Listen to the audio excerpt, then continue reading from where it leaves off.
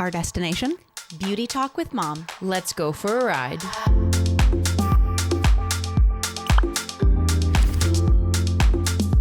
Welcome to Girls Trip and happy Mother's Mother's Day to anyone who might be celebrating. We are kind of dedicating this whole week to moms everywhere because they're pretty amazing. They deserve, if our birthdays get a whole week, I think Mother's Day should get a whole week. Very much deserved. It's only fair. Yeah. So I'm excited for everything that we're going to get into this week. But we decided to kick things off with our own moms, being that they're the reason that we're here. Aw. And we each conducted our own sort of like interviews maybe with our moms. And off camera this morning, we were sort of like chatting about it. And I just think it's so perfect and funny how different all of our experiences were because it says so much about our moms. I mean, Rebecca's literally texting her mom while she's like on a 7-month hike. Or like, does she even have Wi-Fi to like answer you? We don't know. We don't know when we're gonna hear from her. Yeah. And Joy's interview happened over a span of like, 5 different times over a week. And my mom emailed me a thesis to answer. So very reflective of our mom's personalities. Also, I think it says a lot about who we are today. It's all your fault, Mom. Oh gosh, this is why I am the way I am. So funny. Yeah, it all makes sense. It's true. It does all make sense. It does. But we asked them to. It was a hard question. Yeah. I will. It wasn't say. easy. It wasn't easy. We asked them to be really introspective and to maybe try to like verbalize something that you don't often. Like you have something like floating around in your head, you feel a certain way about something, but it's not maybe something you've had to put into words before. Especially not knowing you're going into that question. Right. It just kind of happens. Like you just get. We just caught them right off guard. And got right into the deep end with it. So we're going to start with my mom, whose name is Karen. Hi, Mom. And I still think this was a challenging question to answer, but I don't think it was entirely out of our wheelhouse because, my mom is the president of my board for my nonprofit. So we spend a lot of time pretty regularly talking about things like inner beauty and self-esteem and how we perceive ourselves and where those things have come from, like what influences it. So we've had a lot of those types of conversations. So this was just sort of like an extension of one of those. But I wasn't sure what direction she was going to go in. And that's because she went in all of them. She covered all of her bases.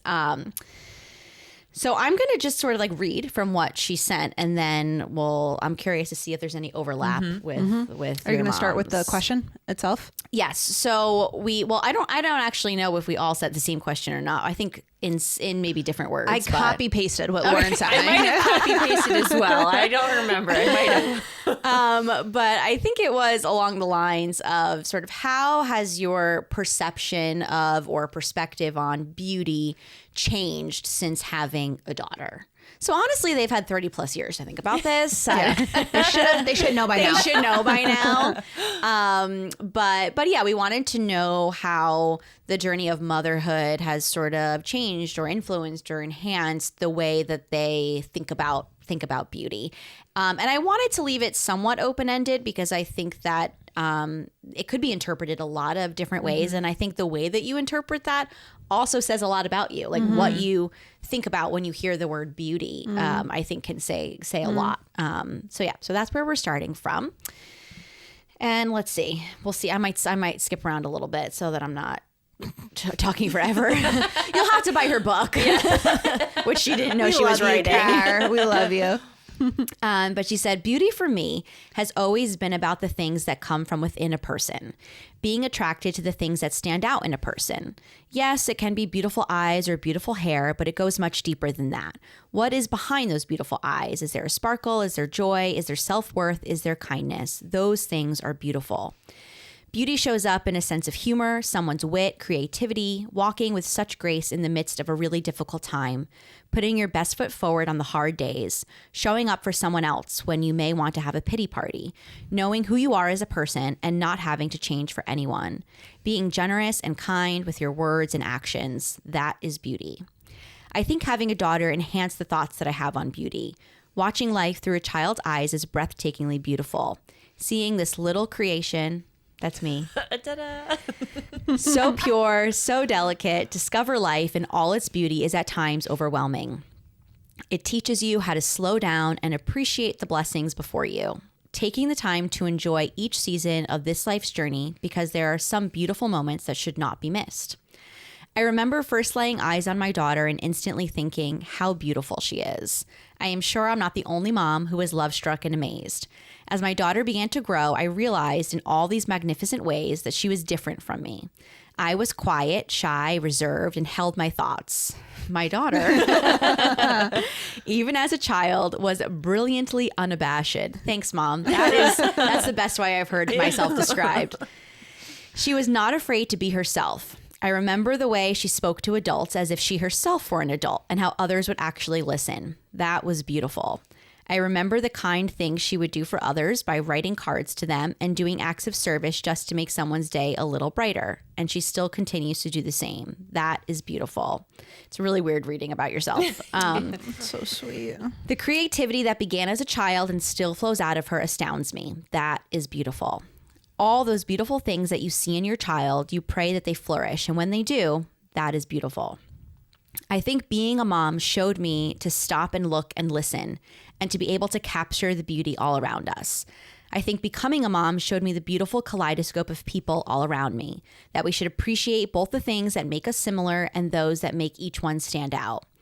I think being a mom shifts your perspective on beauty because you want your children to remember the things that are truly beautiful and worth spending your time on.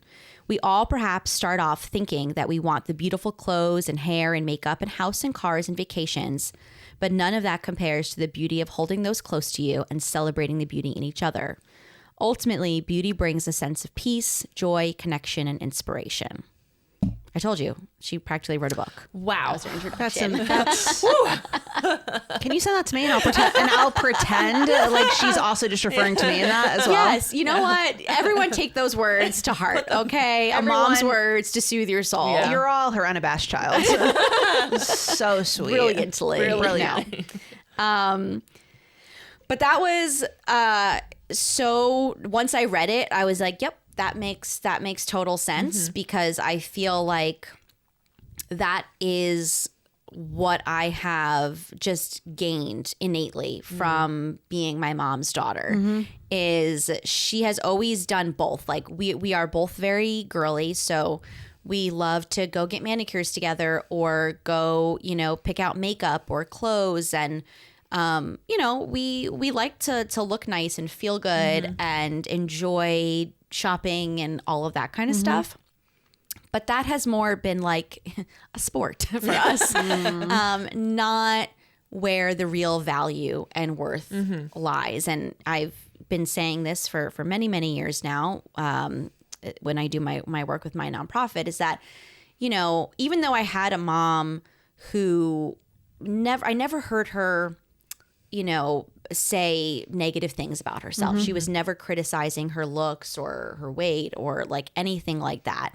And as a kid, you just think, you think like, oh, my mom, it just has no insecurities. Then you grow up and you realize, well, everyone has those things, but we can choose, what we're putting out there.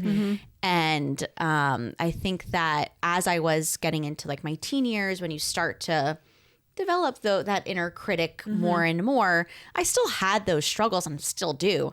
But there's always this sense of like, there's something more important. There's something bigger and I have a greater purpose that is not dependent on how I look or what is happening with my hair or, how nice my clothes are. So that kind of stuff was always able to stay fun and enjoyable, but there was always like a, very layered. There was like a deeper just worth and purpose there. And if I were to describe my mom, the two words I would use are peace and grace. I'll throw in joy there because she is always laughing. She is joyful. Yeah. So, and those things do make me look at my mom through a lens of beauty. You know, like that's what I want others to see in me. And so those things are always, I think, on my mind. That there's that famous like Maya Angelou quote, right? Like I forget exactly what it is. People won't remember what you say or what you do, but they'll remember how you made them feel. Yes. And yeah, I think there's a lot of beauty in how you carry yourself and how other people feel in your presence. Yeah. So yeah, Mom went deep there. She did deep, but I do like what you just did about having like the 3 words to describe your mom, 2 or 3 words. I'm not going to say mine yet because I want to silently think about it. But I do think that's interesting to try and encapsulate an entire personality into like 2 or 3 ideas that describe them. My mom went about this very differently, and this was like over the course of like conversation. So different than like sending out a question and getting a written response. But what I gleaned from Deb was that, first of all, she was very young when she had my older sister. Well, she was 23. That's not crazy young. I mean, that's young. But it's young, Yeah. especially in today's culture that we live in. People are having kids much later in life. So Deb was young when she had Faith, my older sister, who we all know now. So she took a lot of time to think about how she viewed herself prior to just having children in general. And it was easy for her to realize that, wow, I focused on myself so much. And then when I had a child, the switch was flipped and everything just became about them. And that's so true to my mom. She's such a routine person. She's such an intentional person. That makes so much sense to me to hear that, where she's not really extreme personality, but she's so good at being like, well, that's the way that was. And now this is something completely different. And this is what we're doing right now. And I think there's a little bit of May in there too, for sure. But she said that she was definitely very critical of herself in her teens and in her young 20s. And she was very aware and very conscious of how others perceived her at all times. My mom is more like your mom in that more quiet, more reserved, and kind of just wanting to not blend into the crowd as opposed to standing out. And she was just always aware of the eyes that were on her. And something about having a child, I think, made all of that seem so small and seem so insignificant. Like there's a human here who needs me now, and everything just kind of changes. And then she kind of left me with, in our last discussion about it with, I realized how much more important it was that I see myself as someone that I love or that I'm proud of, or that, and we've talked about our Christianity a lot too, like somewhere that like God sees me and is like, no, he sees me and he knows that I'm beautiful, accepted, and approved. Like her perspective has changed so much over the years, but I think it was so easy for her to flip that switch to just not caring. So not caring so much about her, but just seeing where the priorities are really important. And, growing up, watching my mom, how she is with her kids and now her grandkids, she really is, it's all about them. She really is like that. So even though I obviously didn't know her when she was younger, I see that what she's talking about when that change and how everything is now about them and how she so easily focuses her attentions on what's best for the family versus her outer beauty. It's just it's just it's a non-conversation. It's just not, of course, my mom's like every other woman. Like she loves to like get the Dyson and she loves to like get like her eyebrows like done and all of the things that she loves. Like she like loves that stuff, but it's so trivial to all the things that really matter in life. And I do think that my sister as well, definitely take that personality trait, or I hope so. After I have kids, I actually, this is an interesting topic to go into. I'm excited to have kids one day just so I could stop thinking about myself so much. I have You're said like, that. I have no choice. I have said that multiple times. Like, I know that something is going to change there. And I do get tired of constantly thinking about me. And you can't when you have a human dependent on you for their survival. Like, it's not about you anymore. And I am actually looking forward to that, which I know Lauren is like, just wait. Just wait.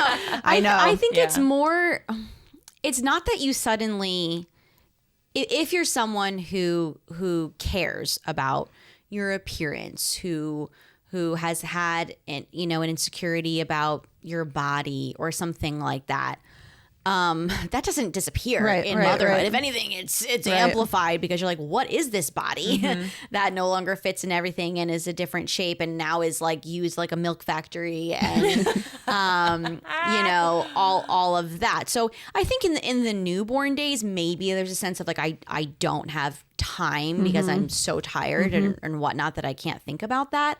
But I think it's more about you really realize in a different way that the way your children are going to perceive themselves is a hereditary thing. And you realize that, your parents could have told you a million times how spectacular you are and how beautiful you are, or how much of a genius you are, or how perfect you are. But that's still on the surface. Like, to really permeate that has to come from within. It has to be how you feel about yourself.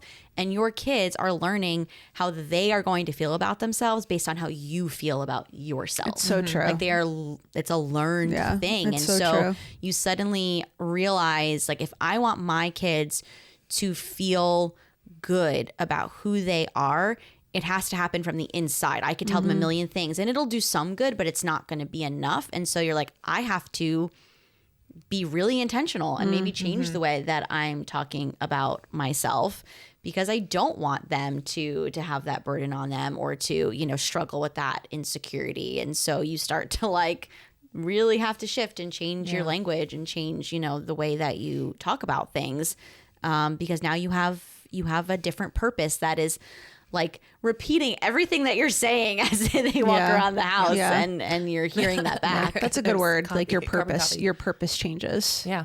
Definitely. Yeah. I see that a lot. Kind of going off of the example area of this. So my mom, Mary Ann, shout out on the trail. We know she's watching somehow. Somehow she has Wi-Fi when they get along. So my mom was very much a tomboy. She had 5 brothers, so 2 sisters, but was always playing sports. I never knew this. Oh yeah, you didn't know I this? did not know that. Wow. Learning something. Explains a lot. Yeah.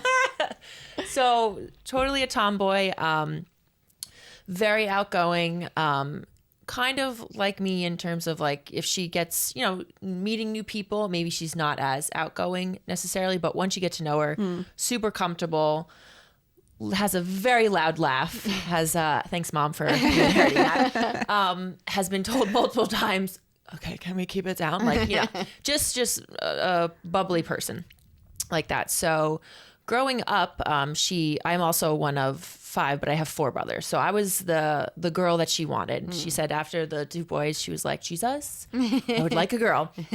So I think she, like when I proposed the question to her, she kind of just talked about like, I was really excited to have you, excited to put you in these little dresses, excited to have that bond, I think, with a daughter that you can't have with your sons.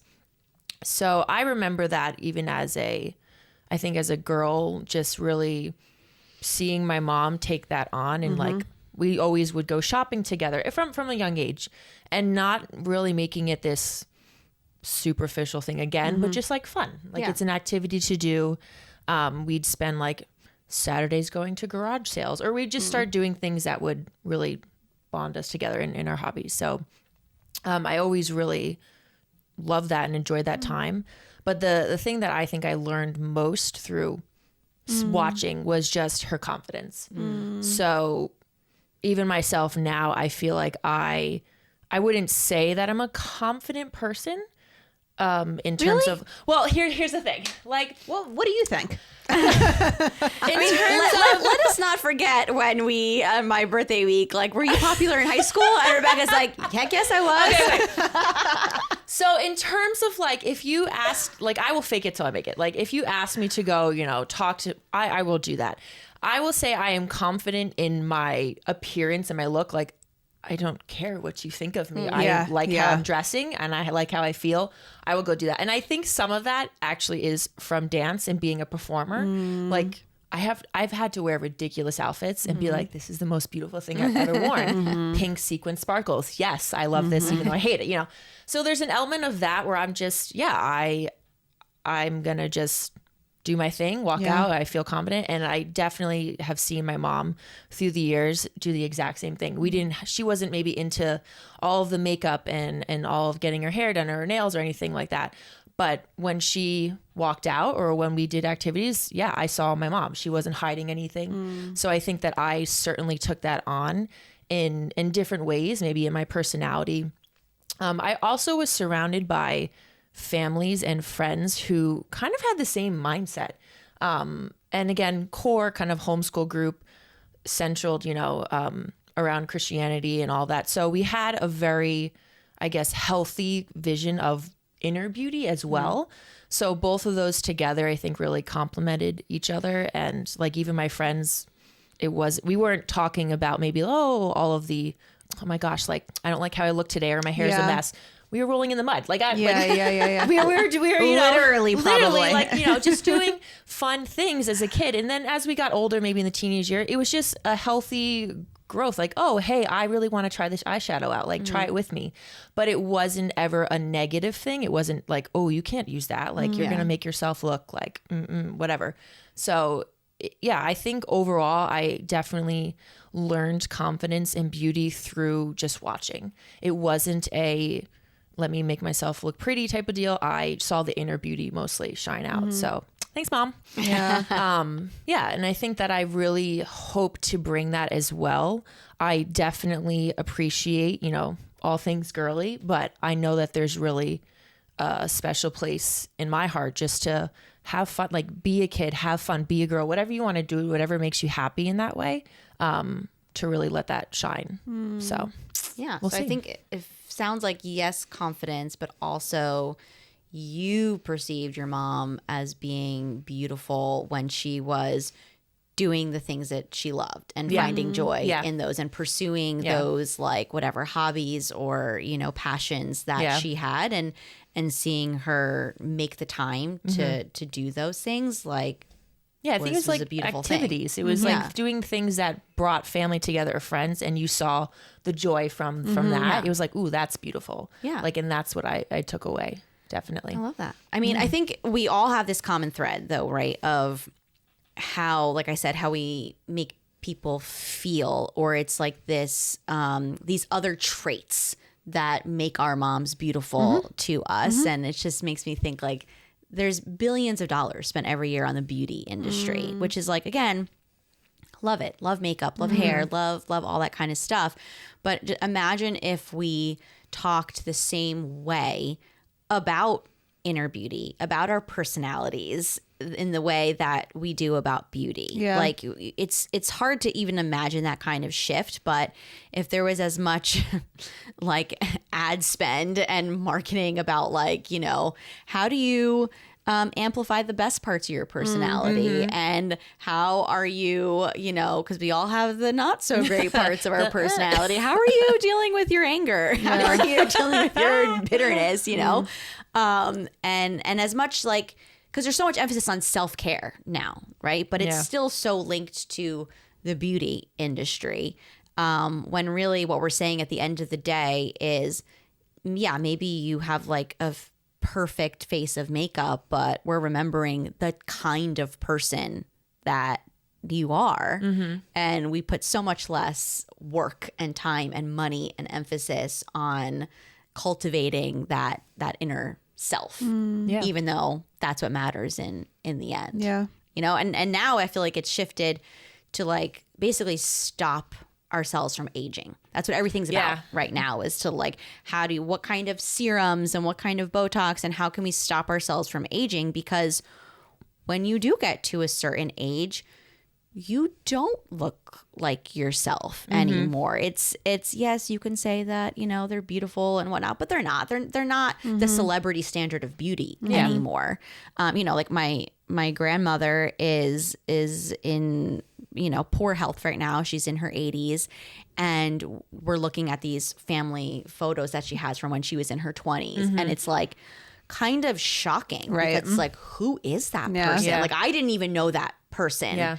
She's so different. And so like this is our skin, our hair, our facial features is all gonna fade. Like you might be able to hold it off, but you can't stop it entirely. Catch up. So it's maybe, I don't know, maybe it's harder to accept the fact that like what you're left with is who you are on the inside. It's easier to adjust what's on the surface. Yeah. It's quick too. It's quick and it's easy faster.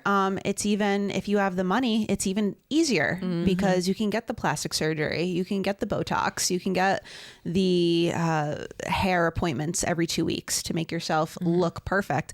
But that is a Band-Aid on something that is way deeper and way more important. And I actually find comfort in the fact that we can't control how we fade physically. We just can't. It's a fact of life that every single person, man and woman, goes through. We will fade away. Like the physical stuff is fleeting, but we can control who we are, who our future kids see us as, who our grandkids will remember us as. Like, in thinking about those couple words for my mom, I think of generous.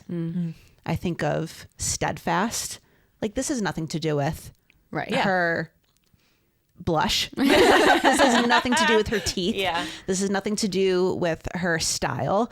It's the things that are so deep that create who she is as a person.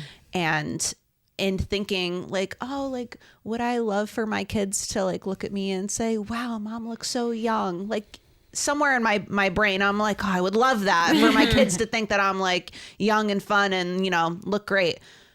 But I couldn't care less about that with my own mom. It's not about that. We just don't care. So there is a level of comfort there for me that sorry to cut you off. No. If you think about like even your grandparents, like when you knew them, when they passed away or still living, you're not thinking of how they looked when they were in their teens, or even how they looked when they passed away. You're like, it's so insignificant. What memories? It's so insignificant. So what time did you have with them, or what did they give you? What did they instill in you, or just what memories I think that you take away?